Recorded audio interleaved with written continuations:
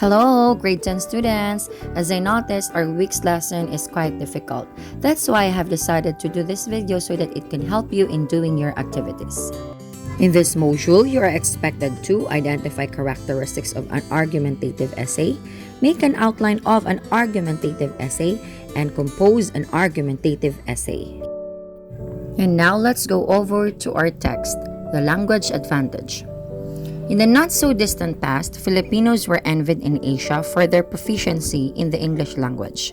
Filipinos were invariably chosen presiding officers or rapporteurs at international conferences in Asia. Filipinos were considered as number one on the recruitment list for overseas jobs that require good knowledge of English. Soon, this may no longer be true. Our Asian neighbors have realized the value of English as an international language in business, science and technology, and communication, and are working double time to gain proficiency in it.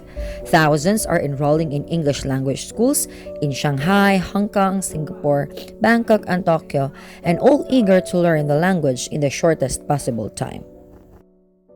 And now we stand to lose our language advantage, our superiority in the use of English. One factor that has been blamed for the duration of English usage for Filipinos is what has been called the schizophrenic bilingual education policy of the school system. Some subjects are taught in Filipino and some in English. Almost equal emphasis is given to Filipino and English teaching, or if there is a bias, that bias is in favor of Filipino.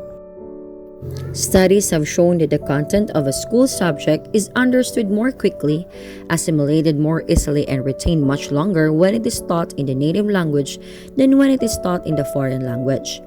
But there may be courses like science and mathematics or information technology that are better taught in English, and the use of Filipino as the medium of instruction in most subjects should not be promoted at the expense of teaching English as a second language. Up to the 50s and 60s, English was taught well in the public and private schools. Every day, there were grammar quizzes. Students were made to read, and read some more. Teachers devoted a lot of time or composition in English, and students were made to rewrite their themes until they were almost letter perfect. Thus, most students became proficient in grammatical standard English, and perhaps something like this old teaching regimen should be adopted in today's schools. Now, this is no longer the case. Even the English of some graduates of the University of the Philippines leaves a lot to be desired. And if many teachers in public schools cannot write or speak correct English, what are they passing on to their students? A native language expresses best the thoughts, aspirations, and soul of a people. But like other people on earth, we have to wake up to the reality that English has become a lingua franca. It has become the leading medium for the transmission of information and knowledge, and the conduct of business and communication. It is now the language of socio-economic mobility and educational and professional advancement. This being the case, we have to be proficient in it to stay in touch with the rest of the world and to be globally competitive. We cannot afford to lose our language advantage. So let's process the article. For our first question, we have, how does the title reveal the topic of the essay?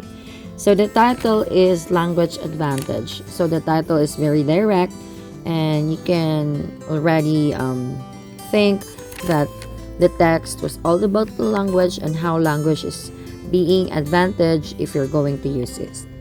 For our second question, how is the argument introduced? As you can see there, the argument is being presented in the first paragraph.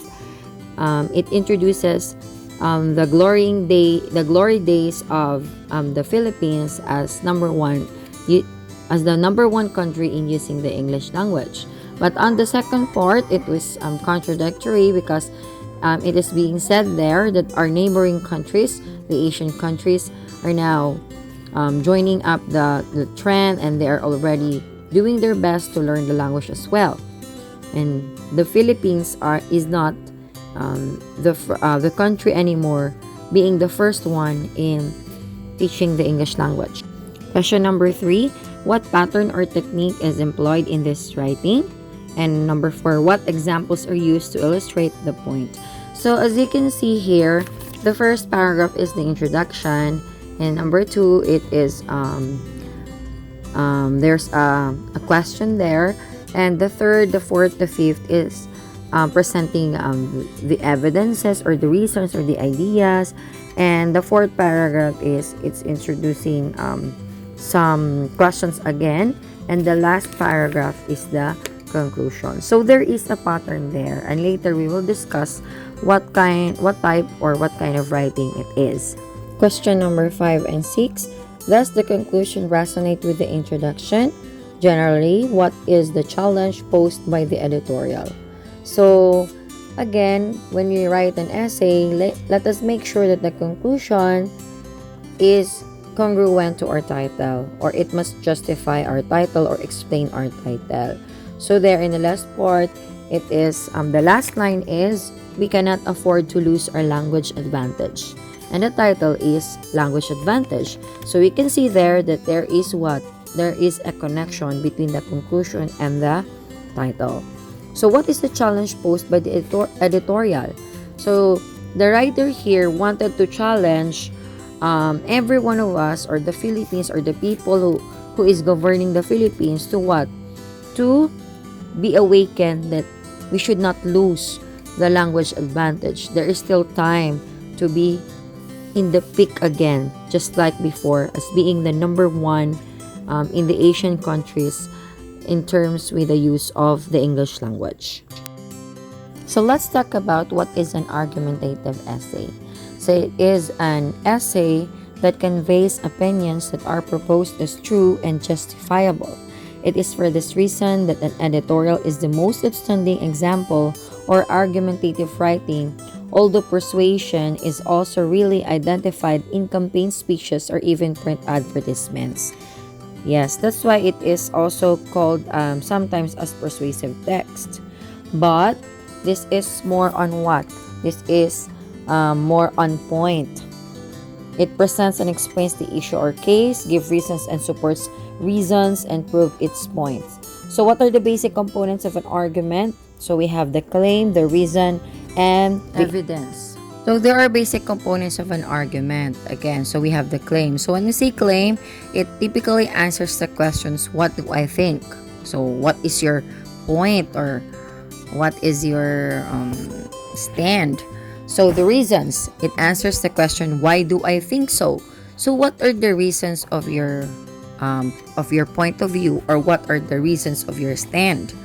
So the evidence, it answers the question, how do I know this is the case? So what are the supporting details or evidences for your reasons?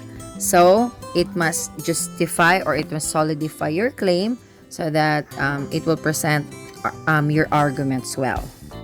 Let's take a look at the argumentative essay outline. So as you can see there at the top, the introduction, it gives background about the issue. So that is your first paragraph.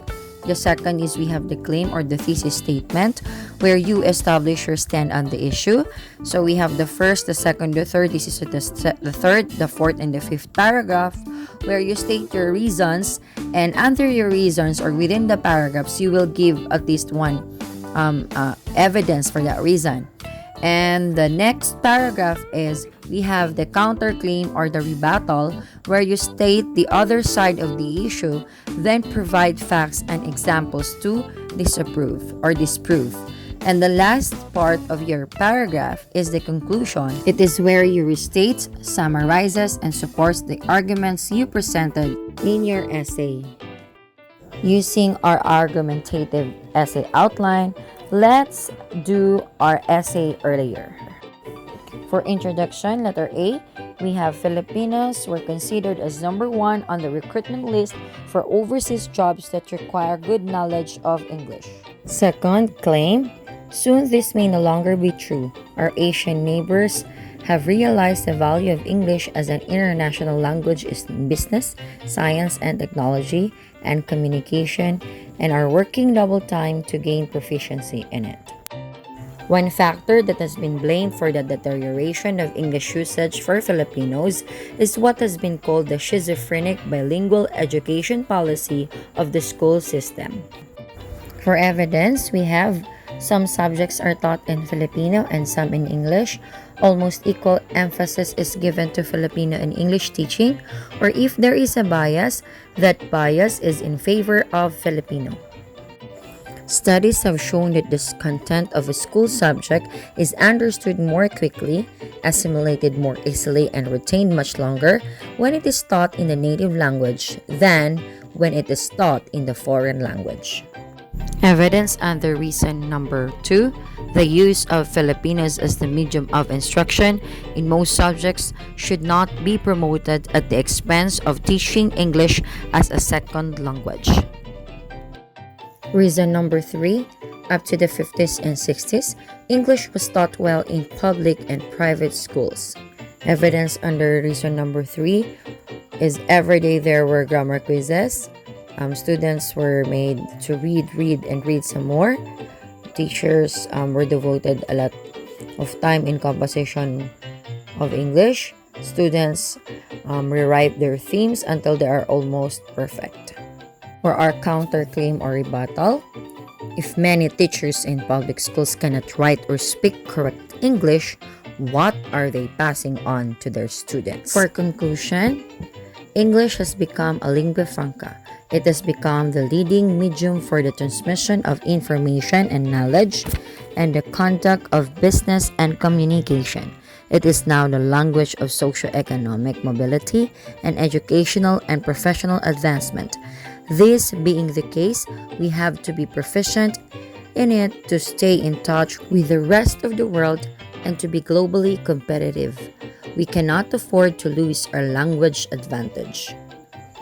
After listening and observing to our discussion, now I know that you can do your own outline.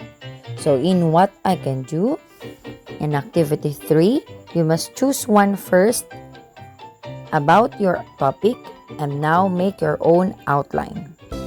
I hope that this short video of mine will be a big help to you all, my dear students. Goodbye and God bless.